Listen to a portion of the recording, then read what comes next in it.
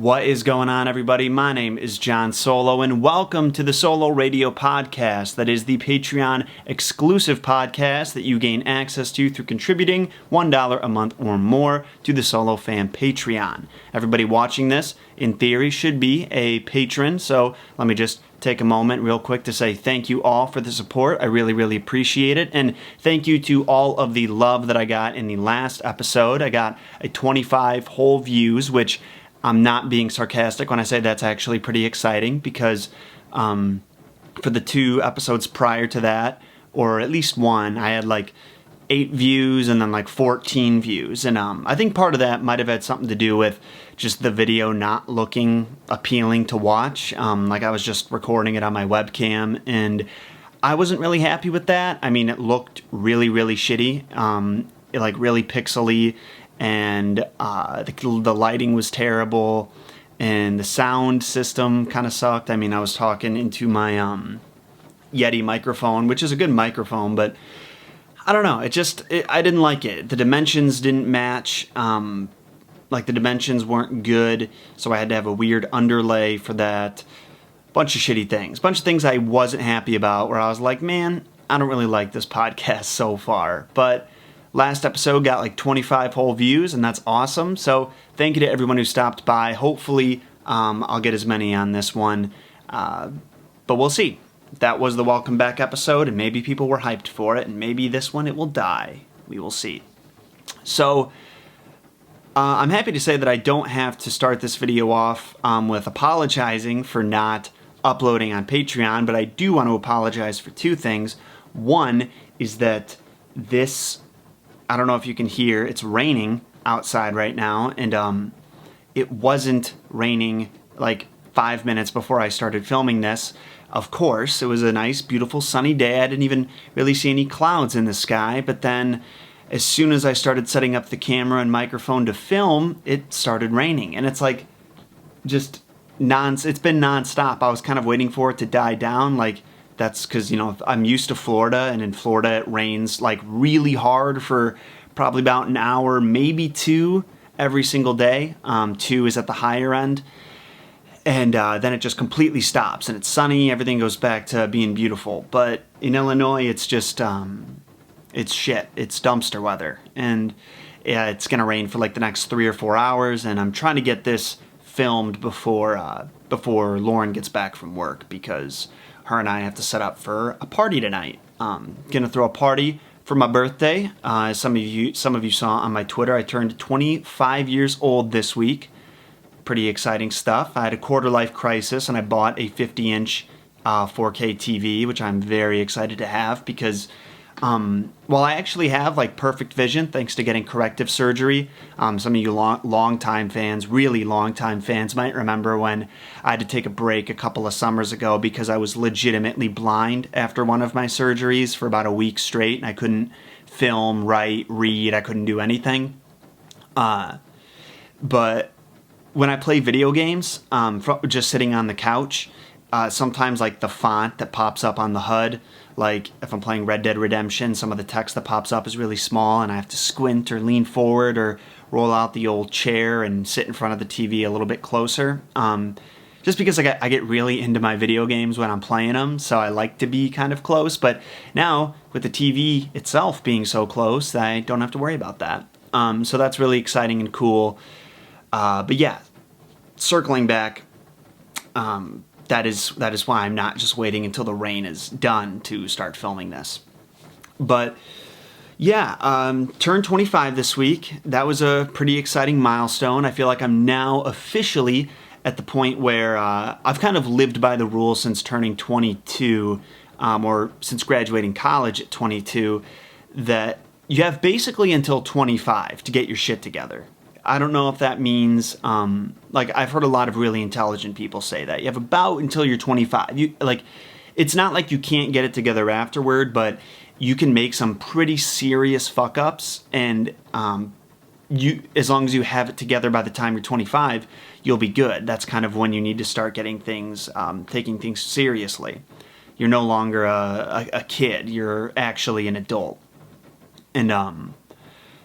And I kind of lived with the motive mantra whatever the phrase may be, that, well, if I'm hustling as hard as I can before I turn 25, then by the time I turn 25, I'll be ahead of everybody else. And that's kind of seems to have been the case a little bit. I mean, I'm like really happy with how the channel is going and stuff like that. That's kind of what I mean. I feel like I'm doing quite a bit better than a lot of other people my age. Not necessarily other creators, influencers. Like, I feel like I probably haven't really tapped into my full potential on the influencer front, but other people my age are still, you know, they're paying their dues. So am I. I mean, I'm working 7 days a week, like 10 hours a day, but it's different. It's a different kind of work. It's work that I actually enjoy and that I love doing. I'm not kissing somebody's ass so I can climb up the corporate hierarchy. Hierarchy, you know what I'm saying? Moving on though, Coraline is done. That is very exciting to me too. If you haven't watched that yet, make sure you go do so. Watch parts 1 and 2. If you've already seen part 1, watch part 2. And if you want, watch them both again, because I could use the ad revenue. That would be cool. I got a burp. Lovely. Yeah, awkward. Yeah, I've been saying that a lot throughout these podcasts. I'm gonna get the hang of the not feeling the need to fill every bit of silence that there is, but it'll take a minute, I'm sure. I'm really excited to have Coraline done though, for a couple of reasons. One, I know a lot of people were really looking forward to it, so it feels really good to deliver on that, and also for people to say that, like, you know, thank you for making this. This is everything I wanted it to be. Thank you. I got a couple of comments, like some person commented saying, like, I'm so disappointed. You barely talked about the Beldam. You didn't even touch on H.P. Lovecraft's Cthulhu and in his monsters and how it's related to that, yada yada. And I mean, you can't win them all. I told the person, I was like, well, it sounds like you have a pretty good idea. Like, if you want, make the video yourself, you know? I think you would be surprised though, lady, because I did a lot of research on the Beldam, and while I definitely left out some stuff because I didn't really want to interject it, I didn't feel like there was a way to say it without kind of sending the video off the rails a little bit. There was no connection to H.P. Lovecraft or anything like that, at least not that I could find. I don't know where that actually came from. I feel like some people have an idea of where, like, they have made these connections in their head before, or maybe read from an unreliable source that things are connected when they actually aren't. You know, like when I first started doing the series, one of the things with The Little Mermaid was, like, the 3 summaries of the story that I read, people were saying how the story was, you know, sexist and totally, like, the prince is a womanizer, this, that, and the other, because he treated the Little Mermaid like a dog. He treated her like his slave, because he you know, spent all this time with her, and then he ended up falling for another woman, stuff like that. He totally took advantage of her, when, like, in the story itself, it legitimately says he could not, their relationship was, what's the word? It was a platonic relationship, because he had nothing to connect with because she couldn't talk. So it was more of a relationship of, like, parent and child, that, or caretaker and caretakee, than it was a romantic relationship. But for some reason, none of the BuzzFeed articles, I don't know why I put that in quotes, just because I think BuzzFeed itself is, like, satire personified. Like, none of the articles I read mentioned that, of course. And yeah, I don't know. People just get weird ideas of where these stories are, what they are, and what they're connected to. And then they get disappointed when I don't mention their specific interpretation, when it's like, relax, okay? Outside of that, that was really, like, I mean, one of the only comments that I saw that was negative. Somebody commented saying I have fetal alcohol syndrome, which my question to that is, how did you know? Is it that obvious? But everybody was super thoughtful, super nice, got a couple of birthday wishes, which was cool. Yeah, I don't know. It feels really good to get the video up. I've spent a lot of time on it. Part 2, for whatever reason, it felt like it took a lot more work than Part 1, at least on the production side. Not necessarily, I mean, the writing side a little bit, because I did have a little bit more information to cover, because I had to correct my mispronunciation of the beldam, and so there was that, and then I had to throw in at the end, I mean, I kind of talked about this last time, like beyond the pages, the author's motivation and inspiration, stuff like that. But for weirdly enough, I actually had a terrible time filming this one, because I don't actually know. I think maybe my blood sugar might have been low or something like that, but I got about an hour into filming it, which is longer than you want to before you start feeling sick and like you can't finish. But I got an hour into filming, and then I start feeling like really lightheaded, and all of a sudden my neck felt really numb, and my jaw felt really numb, and my tongue, and I wasn't able to like enunciate as clearly as I wanted to. And I was like, oh my God, this video is going to turn out terrible if I don't get my shit together fast. And I did. I was texting my mom. My mom watches all of my videos. I may have mentioned that in a previous podcast, but she is probably my biggest fan in terms of like how many minutes of my content she actually consumes. I know that she'll like, she'll walk around the house and just have it playing. So she's also a huge reader. She's the reason I got into reading and stories and stuff like that. So it's content that would appeal to her anyway, but she's just incredibly supportive and is always listening to my stuff. But I was texting her while I was filming, and I was like, I don't know if I can do this. Like, I feel like crap. Like, in between takes, I was literally slumped back in my chair, like eyes closed, like hopefully that doesn't ruin the video for you next time you watch it. But and it wasn't necessarily between every take, but like every 30 minutes, like 25 minutes really, I stop recording, because the camera divides the clip up, and towards the end it starts to get kind of choppy, like it drops frames when I put it into the editing software for whatever reason. I think it's just because my computer is getting kind of old at this point, kind of old. It's like 4 years old. It's really not, but technology nowadays just doesn't last long. But yeah, and when I would like stop recording, I would like sit there for like 5 minutes, and I'm like, ugh. And then also, people in the middle of me filming started fucking mowing the grass outside my apartment, and I had no idea why. Like, it was storming that morning. I cannot help but believe that grass was still wet. Maybe not, but I really feel like it would have been. And these people are mowing right outside my window. And I'm on the 3rd floor, so it's not like I'm like right next to them, but it's loud. And there's 2 of them. And I'm like, really? You could have done this any time? And they spend like a half hour to an hour mowing grass. And by the way, there's like 2 strips of grass. It's not that much. I have no idea how it took them so long to do that out there. But I think you might not be able to hear it because I have background music, and that kind of helps muffle a lot of the background noise, or at least drowns it out. But that annoyed me. It was just like, man, everything that can happen today is happening today. It's one of those Murphy's Law type of days. But yeah, I mean, in the end, the video turned out great. I at least feel like it turned out great. I'm very happy with it.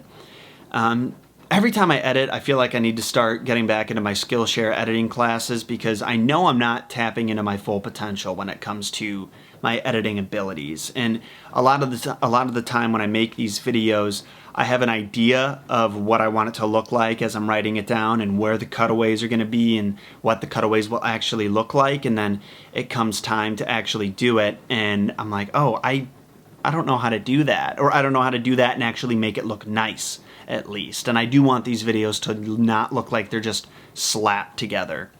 So that was kind of one of my thoughts as I was putting it together. But yeah, in the end, it ended up being a little more than 14 minutes long. That's without a summary and with less than a minute long ad. So I'm pretty happy with that. And I mean, the story itself, it was great. like I said last time, I'm not as huge a fan of the movie, so that's also another reason why I'm kind of excited to be done with the Coraline projects, at least for now. I'll probably dive into it again at some point. I might break down more of the Beldam lore eventually. And I don't know, but at a certain point, I feel like I kind of want to start doing trivia videos in between the Messed Up Origins, just because everything I do that's Messed Up Origins is so fucking dense. Like, it's so information dense. And it might be fun to just do a more light, like, here's 50 facts about this that you didn't know. And I feel like that'll be a good way to talk about a lot of the subjects that I haven't talked about before, and have a way to mention some of the background information that I didn't get to mention in the video. Like, say, with Coraline and the Beldam, one thing I read about the Beldam and just fairies in general, like one thing that's popular in fairy folklore is that it's really dangerous to eat fairy food because they do a lot of stuff to their food that can have puts humans under some sort of spell, whether it will trap them there in the fairy realm forever, it'll make them forget who they are, forget their family, stuff like that. And if you'll notice in Coraline, one of the first things that happens when she gets into the world, both times, or I don't know how many times it happens in the book exactly. In the movie, she goes like 3 times, and the 3rd time she gets locked in, and then she comes back the 4th time to get her revenge and save her family. I think that's how it happens. But if you'll notice, just a lot of those times, the Beldam is insistent that she eat food. And I feel like that's part of the fairy folklore, basically, is because she's trying to put some sort of spell on Coraline and get her to forget her family, forget why she's there, her mission, etc. And I didn't get to talk about that in the video, even though it probably would have made it a little bit more interesting and people would have liked it. I just didn't feel like there was a point where I could have mentioned it and not felt like I was derailing the thing, as I said earlier. I liked ending on the note of the Beldam poem.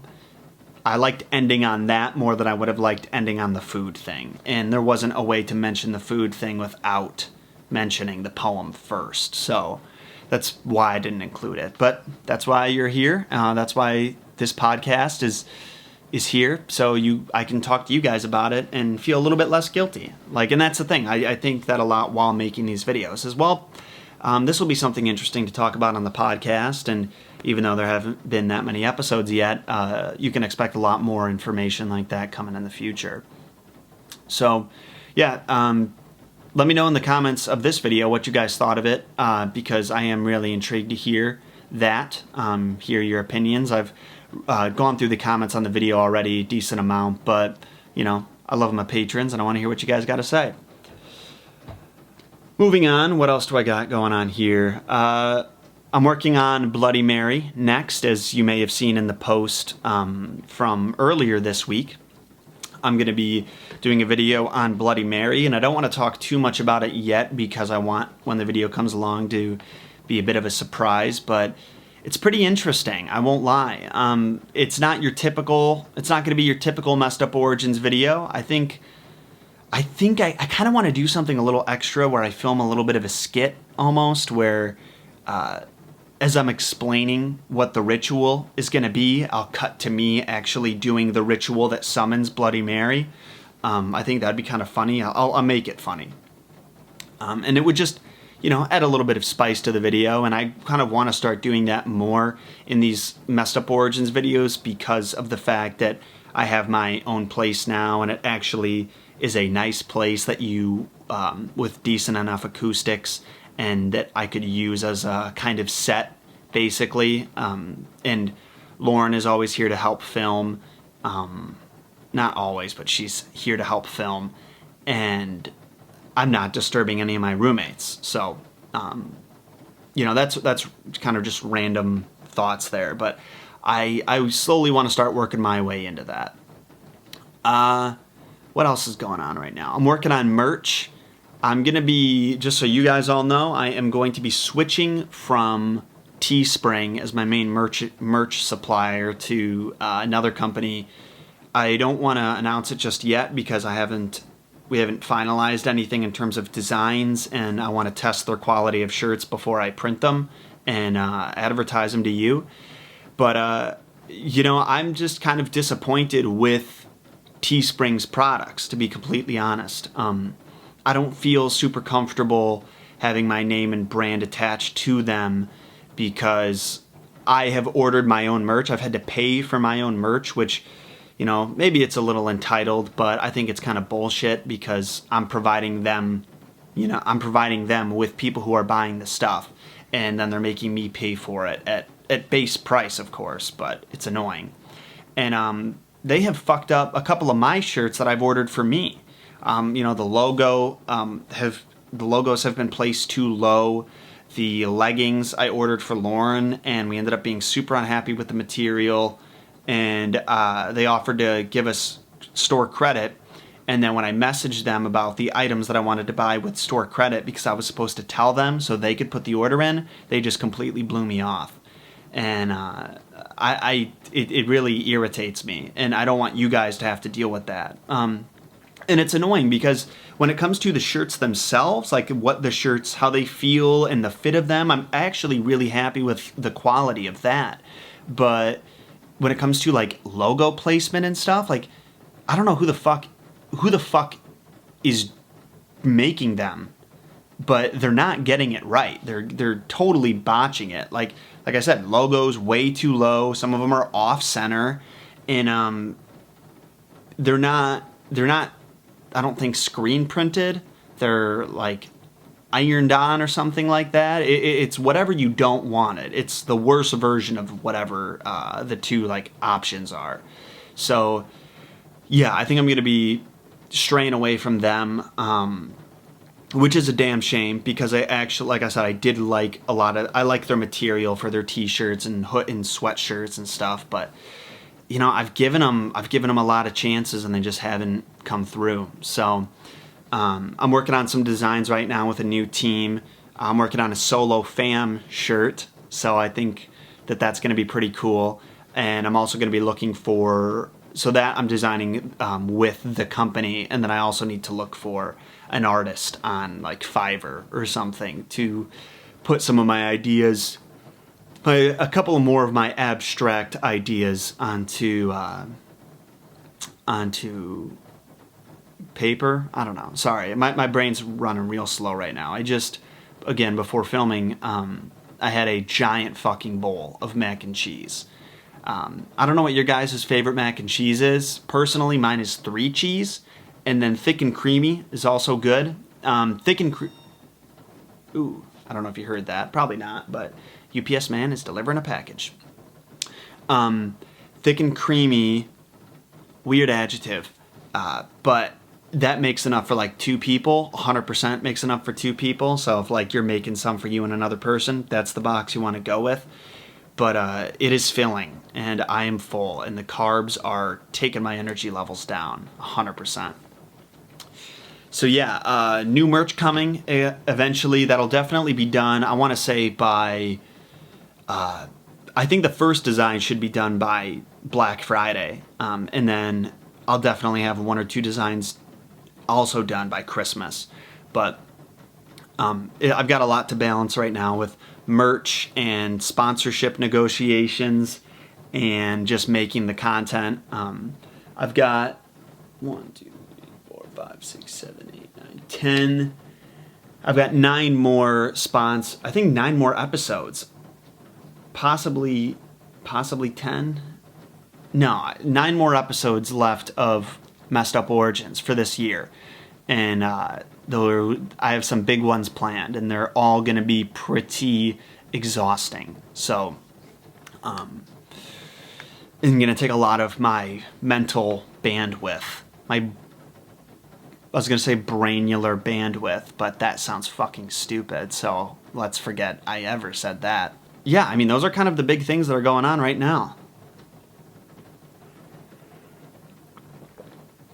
At least in terms of the channel. I'm feeling an itch in one way or another to start branching out more in terms of the content that I make. I want to kind of start treating my channel a little bit different than I have before, where if I want to complain about something or give my opinion about something that's happening on YouTube, I kind of want to start doing that. I'd like to do it here too, maybe start here and then slowly start putting that type of content on the channel in addition to Messed Up Origins, obviously, not in replace of.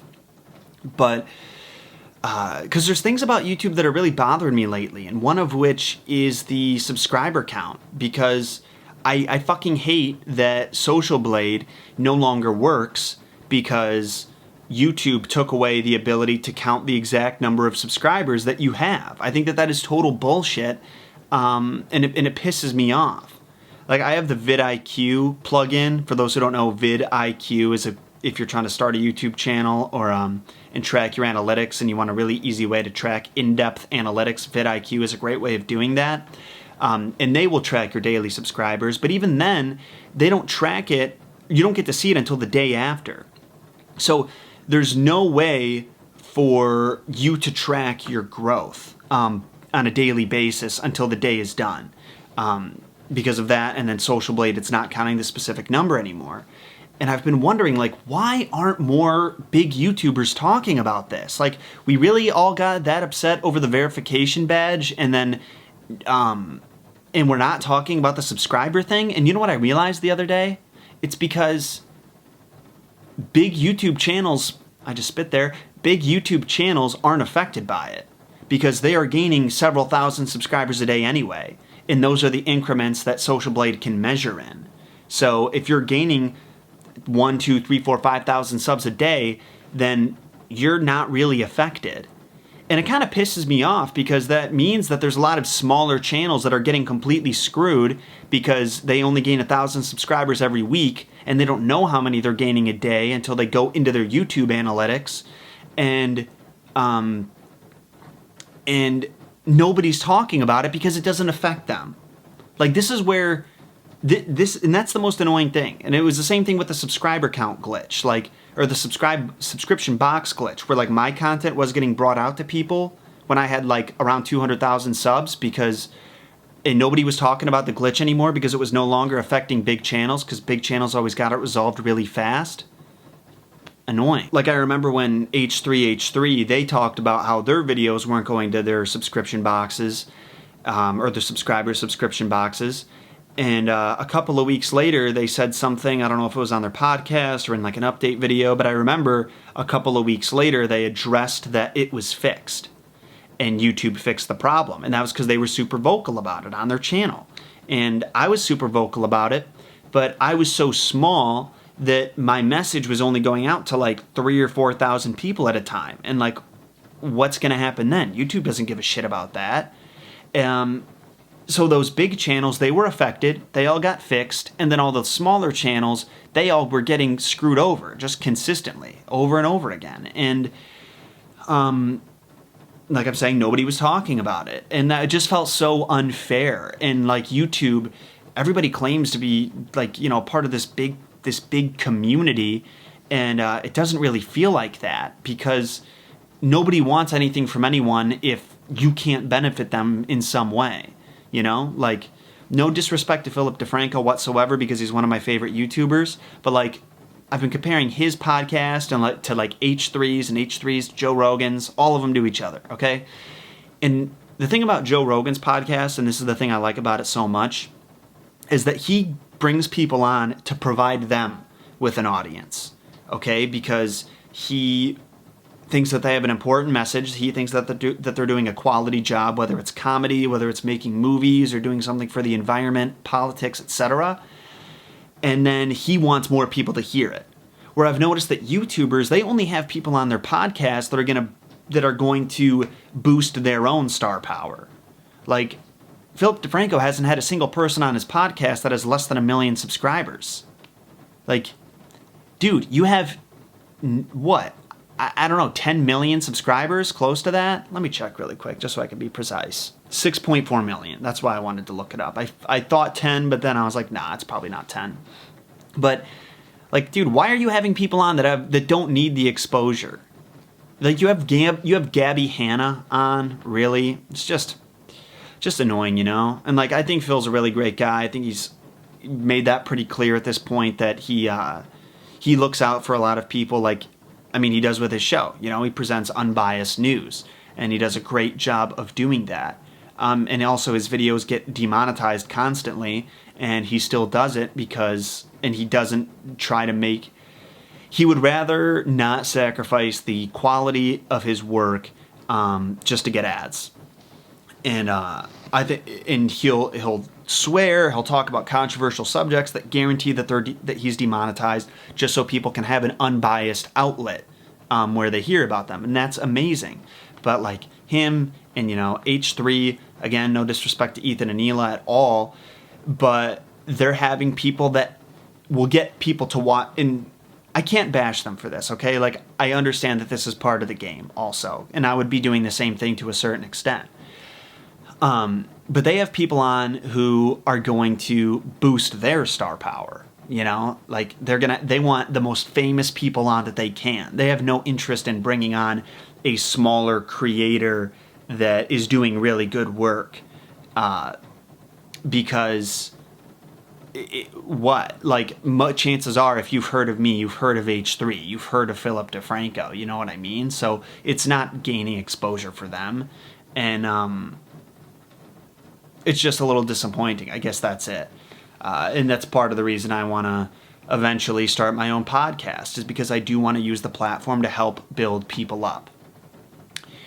I feel like that comes across as really pretentious and self-aggrandizing. Is that the word? I think it is. I'm not trying to do that. I'm not trying to give this holier-than-thou spiel, but it's just a little frustrating, I guess. Am I frustrated because I haven't been invited on any podcasts? Possibly. That could totally be it. If we're being completely honest, that is definitely a little bit it. But it's not just me. It's other creators who are my size who could use the exposure, who are doing great things with their channel, and they're not getting them because they don't have the connections to they have no connection, and those bigger channels have no interest in bringing on someone smaller. So, whatever. Again, not trying to be insulting, and I have nothing but respect for H3 and Ethan, Phil. But I was thinking about tweeting something like that along those lines this week, because I just kind of had that epiphany about the subscriber count and the podcasting thing.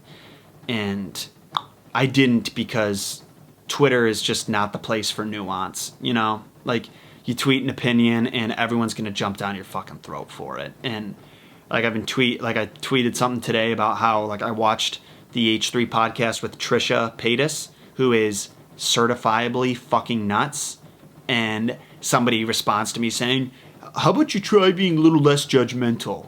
Like, how about you try watching the fucking video and you tell me that this broad is not fucking insane, okay? She's got a couple screws loose, at the very least. She lies, she's dishonest, she contradicts herself every 5 minutes. I think I'm allowed to judge this person who has no honor and no integrity whatsoever. You know what I mean? And other people are allowed to judge me, okay? I'm not saying I'm perfect by any stretch of the imagination. It's just, whatever. That was a bit of a tangent. Might be a good tangent to end this video on now, actually, because even if I edit some chunks out, this video is definitely going to be a little bit over 30 minutes, and I have too much anxiety to check what the audience retention was on my last episode, because I have a feeling people stopped listening to it about 5 minutes in. But we'll see. Hopefully you guys just turned it on and played in the background while you're doing chores around the house or something like that. And if not, because maybe you don't, because you can't lock your phone because you don't have YouTube Red or something, I'm going to say this right now. This is not a sponsorship. YouTube has given me $0.00. YouTube Red is by far one of the best subscription services that I have. As somebody who consumes YouTube content constantly, I definitely consume more YouTube content than any other form of content. I have it I have stuff playing off my phone, off my devices all the time. And what YouTube Red allows you to do is it lets you close the app or lock your phone and it will still play. You don't have to have it opened up for it to keep playing. And that is amazing. It's actually amazing. It's changed the way that I consume content. And it's why I'm able to watch like a 2 or 3 hour Joe Rogan podcast, because, you know, I'll watch an hour while I'm cleaning up the apartment and running errands, and then I'll pause it and I'll work for a couple hours, and then I'll go back to it an hour later while I'm, you know, cooking dinner, something like that, you know, and I don't actually have to be physically looking at it or watching it or to have the app open for it to run. So yeah, I would highly recommend it. And that might help you consume this podcast a little easier if you're having some trouble. But yeah, that'll do it for this week's episode of Solo Radio. Thank you so much, you guys, for watching. I don't know what I'm going to title this one, actually. Maybe something about maybe going on a tangent. Maybe that's what I'll call it. But yeah, I absolutely have to wrap this up because I need to get back to cleaning the apartment so it can be ready for the party tonight. I'll let you guys know in next week's episode how it goes. Until then, once again, for the third or maybe fourth time, thank you all so much for your support and for watching. I'll be seeing you in a couple of days, not a couple, like 4 or 5 days with the next episode of Messed Up Origins about Bloody Mary. Stay tuned for that, and we'll be in touch. I love you guys so much. Stay safe out there.